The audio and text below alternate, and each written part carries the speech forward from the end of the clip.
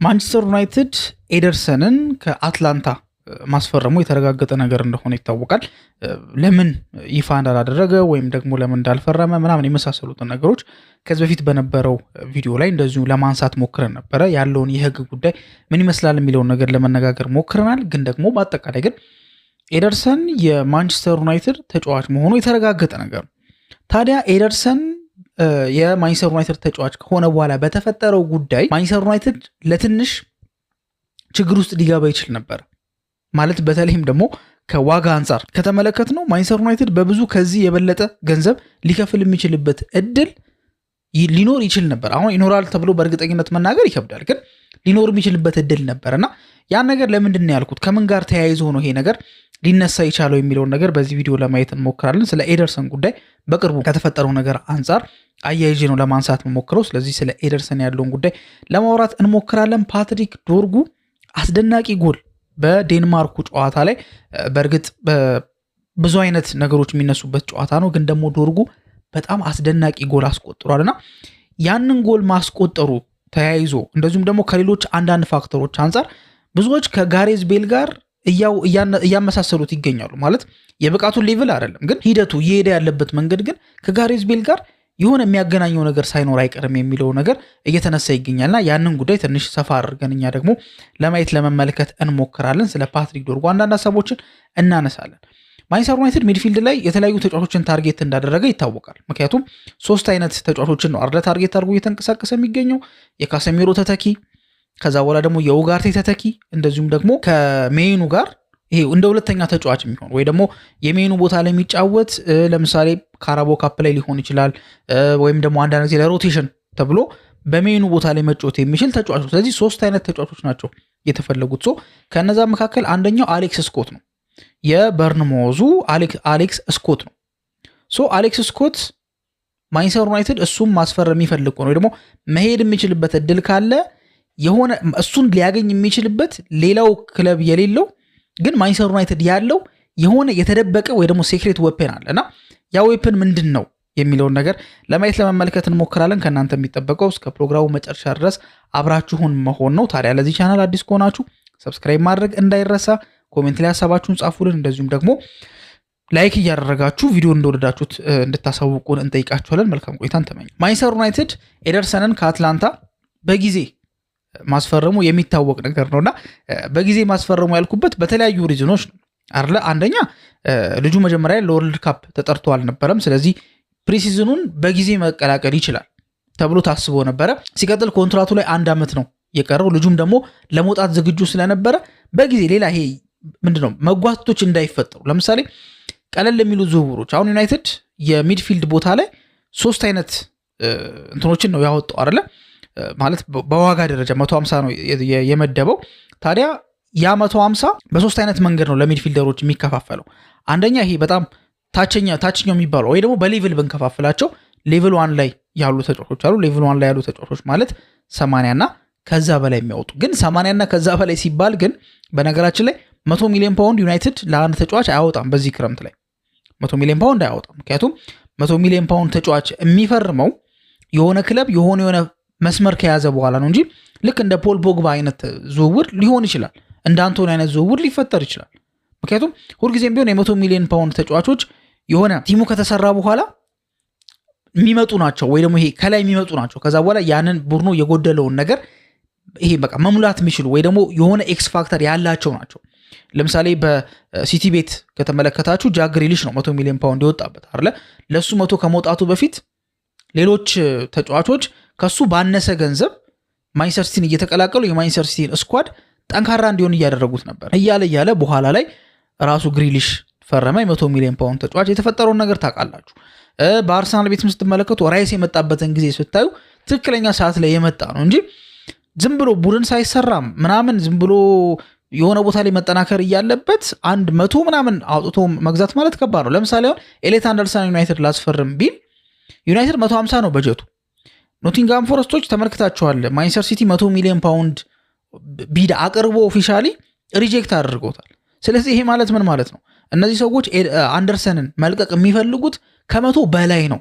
አንዳንድ መረጃ ምንጮች እንደሚሉትም እስከ 125 ድረስ። ታዲያ እስከ 125 ማለት ዩናይትድ እሱን አንደርሰንን አስፈርሞ 25 ሚሊዮን ብቻ ነው የሚቀረው ማለት ነው። ይሄ ደግሞ በጣም ትልቅ ኪሳራ ነውና አያደርግም። ግን ከ80 እና ከዛ በላይ ወይ ደግሞ በ80 እና በ90 መካከል ያለ ተጫዋች ብላችሁ መውሰድ ትችላላችሁ።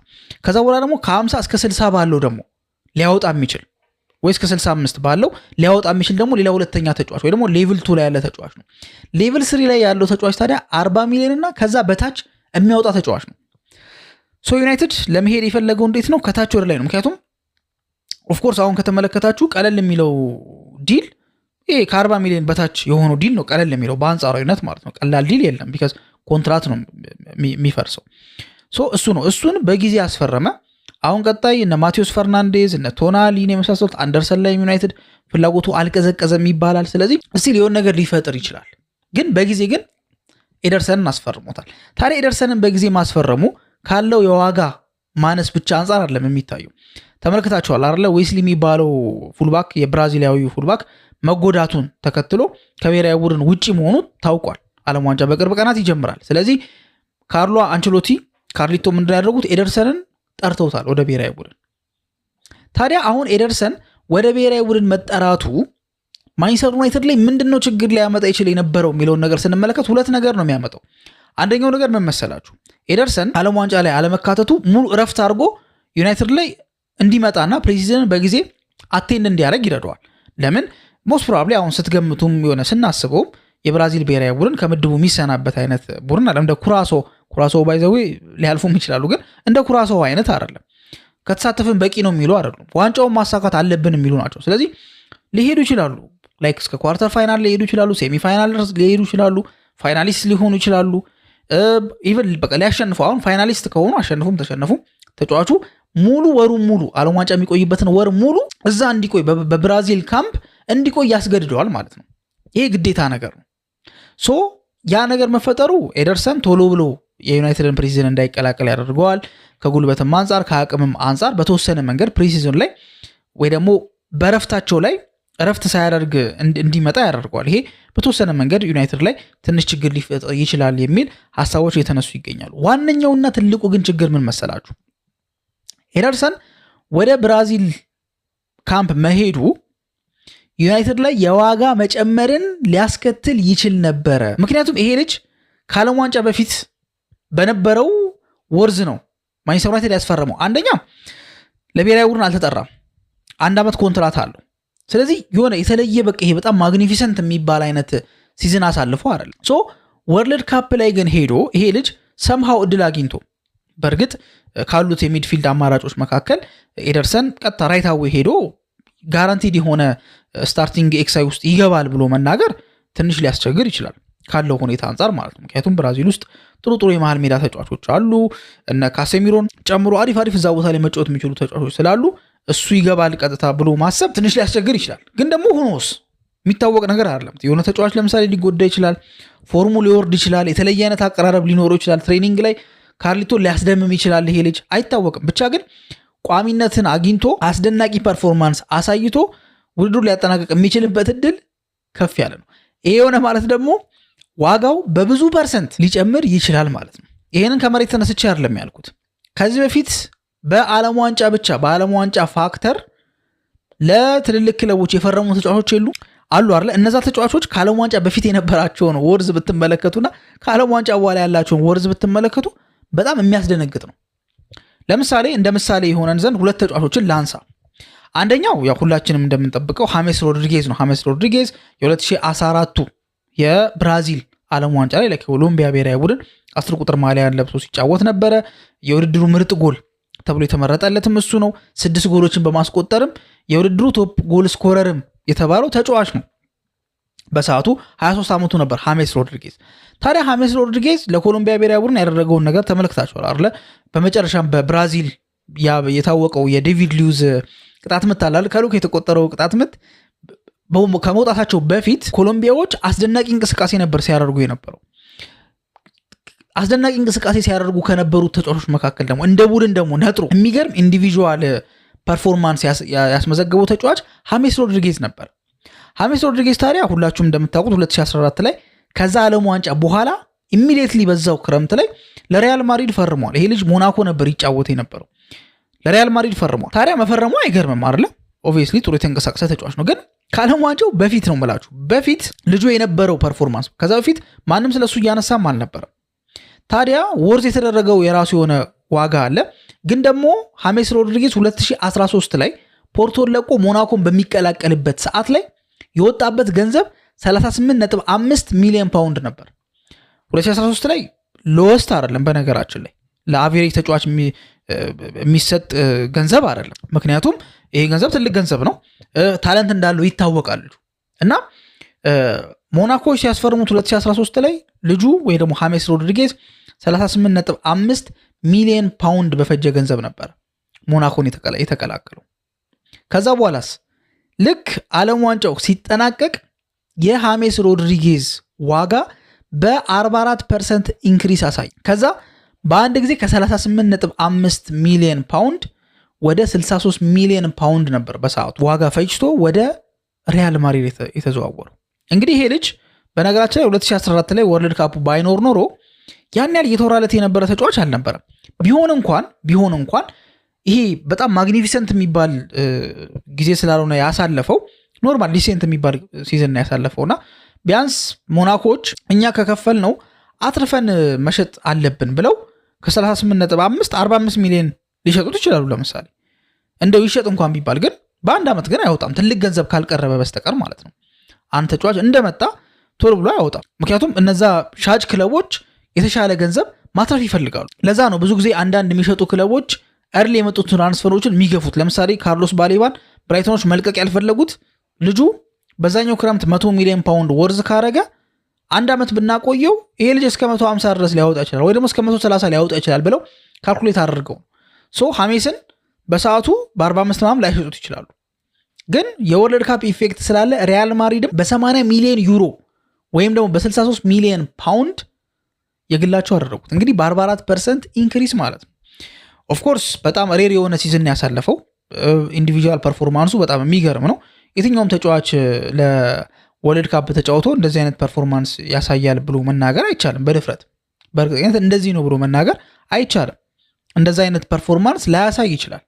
በጣም ይሄ አውትስታንዲንግ ካልሆነ በስተቀር እንደዚህ አይነት ፐርፎርማንስ እንዳልኳችሁ ትልቅ የሚባሉ ሪዋርዶችን እንደማያስገኝ የተረጋገጠ ነገር ነው። ግን ደግሞ የሚሆነው ነገር አይታወቅም እና ሊፈጠር ይችላል። ለዛ ነው የሐሜስ ሮድሪጌዝ ጉዳይ አልኳችሁ። እሺ ሐሜስ በጣም ቶፕ የሆነ ፐርፎርማንስ ስላሳየ ነው። ልመልሳችሁ ነው ለ2022 የካታር ዓለም ዋንጫ ልመልሳችሁና ሶፊያን አምራባት ወርልድ ካፕ ላይ ለሞሮኮ ብሔራዊ ቡድን ያሳየው ፐርፎርማንስ አስደናቂ ነበር አይደለ? የውድድሩ እኮ ኮከብ ተጫዋች እኮ አልተባለም። በጣም ይሄ እምባፔን አውትሻይን የሚያደርግ ሜሲን አውትሻይን የሚያደርግ ቶርናመንት አይደለም ያሳለፈው ይሄ ልጅ።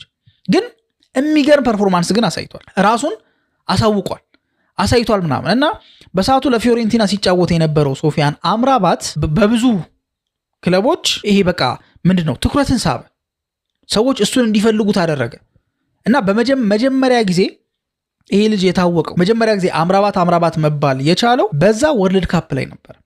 ከወርልድ ካፑ በኋላስ አሁን ከወርልድ ካፑ በፊት ወደ 10 ሚሊዮን ፓውንድ ነበረ ዋጋ ተመኑ የነበረው ትራንስፈር ማርኬት ባወጣው መሰረት ማለት ነው።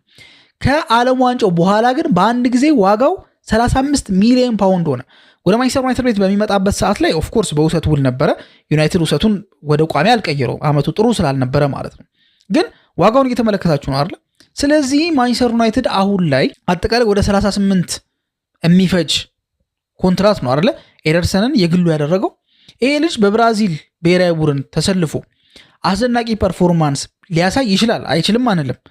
ቢያሳይ ኖሮ ግን ማንቸስተር ዩናይትድ ላይ ዋጋ ይጨምር ነበር። ዩናይትድ አሁን ባያስፈርመው ኖሮ ከወርልድ ካፑ በኋላ ዋጋው በብዙ ሊጨምር ይችላል። ቢያንስ 50 እና ከዛ በላይ ሊሆን ይችላል። ሌላው ቢቀር ማለት ነው 50 እና ከዛ በላይ ሊሆን ይችላል። ስለዚህ ዩናይትድ በጊዜ ማስፈረሙ ኤደርሰን መጀመሪያ ሳይጠራ ከዛ ዩናይትድ ከፈረመ በኋላ መጠራቱ ለዩናይትድ ጥሩ ዜና ነው። ጥሩ ዜና አለው።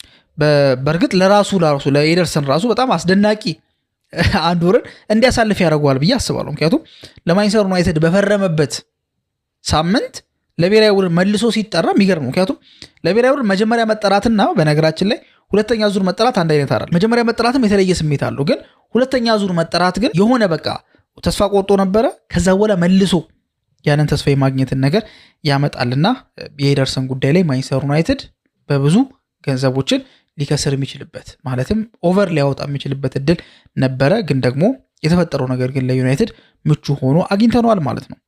ወደ ቀጣዩ ርዕሳችን ስንሄድ ደግሞ ፓትሪክ ዶርጉ ከጋሬዝ ቤል ጋር አንዳንድ አካሄዱ እንትን እያለ ይገኛል። ይሄ ሰዎች እያመሳሰሉት ይገኛሉ ወይ ደግሞ ስፔኩሌት እያደረጉ ይገኛሉ። ምናልባት ማንቸስተር ዩናይትድ የራሱን ጋሬዝ ቤል አግኝቶ ይሆን ወይ የሚሉ ጥያቄዎች እንዲነሱ እያደረገ ይገኛል።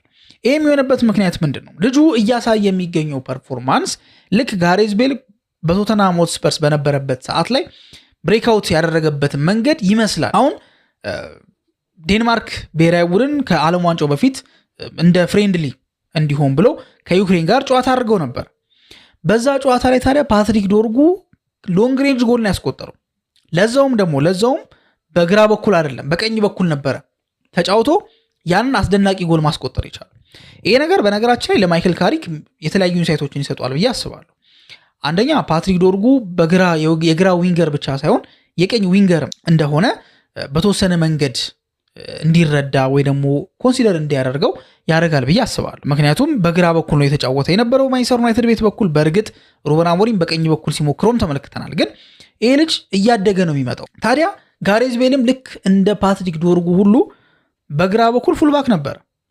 ከዛ ከግራ ፉልባክ እንግዲህ አስቡት፣ ከግራ ፉልባክ ቀስ እያለ ወደ ግራ ዊንገርነት መቀየር ጀመረ። ታስታውሱ እንደሆነ ኢንተር ሚላን ላይ 3 ቁጥር ማሊያን እየለበሰ ፉልባክ ሆኖ ሃትሪክ ሰርቶ ነበር። ከኋላ የተነሳ በአስደናቂ ካውንተር አታክ የተጫወተ ቶተንሃም ያ ካውንተር አታክ በዛ ፍጥነቱ በዛ ኳስን እየገፋ የሚሄድበት ችሎታ ጎል አስቆጥሮ ሃትሪክ ሰርቶ ነበር። ይሄ ልጅ ትኩረት የሳበው ማለት ነው። እና ብዙዎች በቃ ግራ መጋባት ጀምሩ። ይሄ ልጅ ፉልባክ ነው ምናምን፣ ግን የመከላከል ስራውን ይሰራል። ከመከላከል ስራው ባለፈ ግን ማጥቃቱ ላይ ሞር ጀግና ነው ይሄ ልጅ።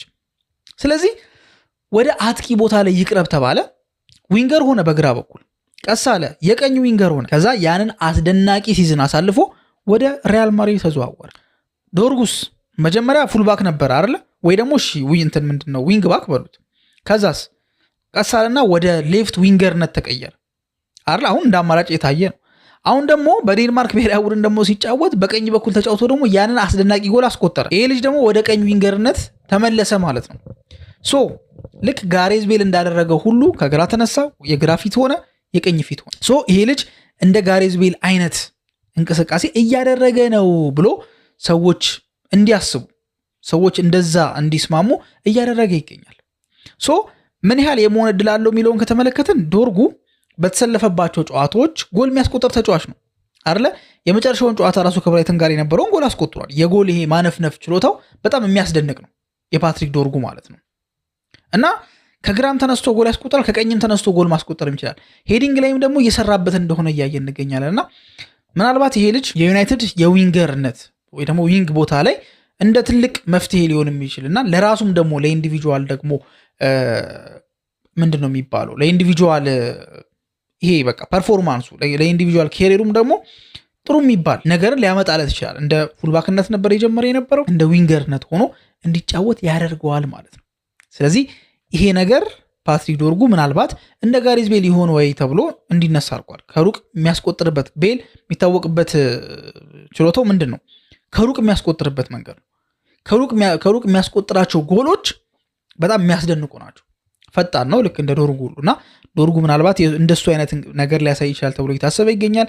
እድሜውም ደግሞ ገና ስለሆነ በዚህ ሰዓት ላይ ላይክ ሌላ ፖዚሽን አዳፕት ለማድረግ ይሄ ረፍዷል የሚባል አይነት ነገር አይደለም። ስለዚህ በደንብ የሚሰራበት ከሆነ እዛ ቦታ ላይ ደግሞ ካሪክ በደንብ እየተጠቀመው ይሄ ልጅ በግራም በቀኝም ዊንግ ቦታ ላይ አማራጭ ሊሆን የሚችልበት እድል እንዳለ የተጠቆመ ይገኛል። ዴንማርክ ላይ ለዴንማርክ እየተጫወተ ያስቆጠረው ሎንግ ሬንጅ ጎልም ለዛ ምልክት መሆን ይችላል። አርሰናል ላይ ያስቆጠረው ጎል አለ፣ ከሲቲ ላይ ያስቆጠረው ጎል አለ። ያ ብቻ አይደለም፣ ኒውካስል ላይ የሚያስቆጠረው ጎል አለ እና ሲያስቆጥር ልጁ ባንገር የሆኑ ጎሎችን ነው የሚያስቆጥረው። ይሄ ነገር ልጁ ያለውን የማጥቃት ኢንስቲንክት አጉልቶ የሚያሳይ ሆኖ ተገኝቷል ማለት ነው። ወደ መጨረሻው ርዕሳችን ደግሞ ስንሄድ ማንቸስተር ዩናይትድ ሚድፊልድ ላይ ተጫዋች እየፈለገ እንደሆነ ይታወቃል። ኤደርሰንን አስፈርሟል። እንደ አሌክስ ስኮት አይነት ደግሞ ፕሮፋይል ያለው ማለትም በሜኑ ቦታ ላይ መጫወት የሚችል ተጫዋችም ደግሞ እንደዚሁ ይፈልጋል። ቦክስ ቱ ቦክስ ሚናው ላይ የሚጫወት ተጫዋች ይፈልጋል ዩናይትድ ማለት ነው። ታዲያ ማንቸስተር ዩናይትድ አሌክስ ስኮትን ማግኘት የሚፈልግ ከሆነ የሆነ ድብቅ መሳሪያ አለ መጠቀም ከፈለገ ማለት ነው። ምንድነው ያ ድብቁ መሳሪያ? በነገራችን ላይ ድብቁ መሳሪያ ምንድነው የሚለው ነገር ከማየታችን በፊት ዩናይትድ እሱን ታርጌት ማድረጉ ትክክል ነው ወይ የሚል ጥያቄ ይነሳል። ትክክል ነው ወይ የሚለው ጥያቄ ሲነሳ ኦፍኮርስ ዩናይትድ ከፋፍሎ ነው ተጫዋቾችን እየፈለገ ያለው ሚድፊልድ ቦታ ላይ እንደ ካሴሚሮ አይነት ተጫዋች እየፈለገ ነው። ላይክ ይሄ ዲስትሮየር የሚባል እንደዚሁም ደግሞ ዲስትሮይ ማድረግም የሚችል ደግሞ ጥሩ ወደፊት መጫወት እንደ አንደርሰን ታይፕ ደግሞ ተጫዋችም ደግሞ ከሜኑ ጎን እንዲሰለፍ እየፈለገ ይገኛል። ሲቀጥል ደግሞ የሜኑም ደግሞ ተጠባባቂ መሆን የሚችልም ተጫዋች እየፈለገ ይገኛል። እንደዚህ አይነት ተጫዋቾችን እየፈለገ ስለሆነ አሌክስ ስኮት ከነዛ መካከል መካተቱ እንደ መጥፎ ነገር የሚታይ አይደለም፣ ወይ ደግሞ በፍጹም ይሄ ታርጌት መደረግ የለበትም እንድንል የሚያደርገን ነገር አይደለም። ታርጌት መደረጉ ሴንስ ይሰጣል። ስለዚህ ከታሰበው ነገር አንጻር ዋጋው ተመጣጣኝ ከሆነ ይሆናልም ተብሎ ይገመታል። ይሄ ልጅ ቢፈርም ለማንቸስተር ዩናይትድ ትልቅ ጥንካሬ ሆኗል ተብሎ ይታሰባል። ታዲያ ማስፈረም ከፈለገ ድብቁ መሳሪያ ምንድን ነው ከተባለ በ2022 ያስፈረማት አንድ ተጫዋች አለች። አሁን ካፕቴን ነች፣ ማያ ትባላለች። እና ያቺ ማያ የምትባለው ተጫዋች 2022 ላይ ከብራይተን ነበር ማንቸስተር ዩናይትድ የፈረመችው የሴቶች ቡድን ማለት ነው። አሁን ላይ ካፕቴን ሆና እየመራች ትገኛለች ቲሙን ማለት ነው። ታዲያቺ ማያ የተባለችው የማንቸስተር ዩናይትድ የሴት እግር ኳስ ቡድን አባል የአሌክስ ስኮት እህቱ ነች። ማለትም ቀጥታ በእናትን በአባት የሚገናኝ አይደለም፣ ግን ስቴፕ እህቱ ነች፣ ስቴፕ ሲስተሩ ነች። እና የተለየ አይነት ቅርርብ እንዳላቸው ራሱ አሁን ለምሳሌ ለእንግሊዝ ብሔራዊ ቡድን ለምሳሌ ፍሬንድሊ እንዲያደርግ ተጠርቷል አይደለ? ዋናው ቲም ውስጥ አልተካተተም፣ ግን ፍሬንድሊ ላይ እንዲካተት ተደርጓል። እና ቴክስት እያደረገች እንደምታበረታተው ጥሩ ፕሮፌሽናል እንዲሆን እንደምትረዳው ሁሉ የተናገረበትን አጋጣሚ ሜንሽን አድርጓል። እና የእሱ ህይወት ላይ ትልቅ ቦታ ያላት ሰው እንደሆነች አድቫይሷን እንደሚሰማ ሞር ማቹርድ የሆነች ሰው እንደሆነች ደጋግሞ ሲናገር ሰምተነዋል። ታዲያ ማንቸስተር ዩናይትድ እያንዳንዱን ስቶን መፈነቃቀል የሚፈልግ ከሆነ እህቱ ማያን ሄዶ በማናገር እንድታግባባው ያለውን ነገር እሷ እንድትነግረው፣ ምክንያቱም ከ2022 ጀምሮ ማለት ለ4 ዓመት ቆይታለች። ካፕቴን ከሆነች ቡድኑን ትወዳለች ማለት ነው። ስለዚህ ስለዛ ፖዚቲቭ ነገር እንድትነግረው በእሷ በኩል ሊሄድ የሚችልበት እድል አለ። ያን ነገር ይጠቀመዋል ወይስ አይጠቀሙም የሚለውን ነገር ደግሞ አብረን የምንመለከት ይሆናል። ግን ደግሞ ይሄ ቻንስ እንዳለው ግን ልንረዳ ችለናል ማለት ነው። ታዲያ የእናንተ ሀሳብ ምንድን ነው በዚህ ጉዳይ ላይ የሚለውን ነገር አስቀምጡልን። ስኮት የማንቸስተር ዩናይትድ ታርጌት መሆን አለበት ብላችሁ ታስባላችሁ? ዶርጉስ እንደ ጋሬዝ ቤል የሚሆን ይመስላችኋል የሚለውን ነገር እንድታስቀምጡልን። እንደዚሁም ደግሞ ኤደርሰንስ በዓለም ዋንጫው ሻይን የሚያደርግ ይመስላችኋል የሚለውን ሀሳብ ኮሜንት ላይ እንድታስቀምጡልን ጠይቃችኋለን። እስካሁን ድረስ አብራችሁን ስለቆያችሁ እናመሰግናለን። በቀጣይ ፕሮግራም እስከምንገናኝ ድረስ መልካም ጊዜ ይሁንላችሁ።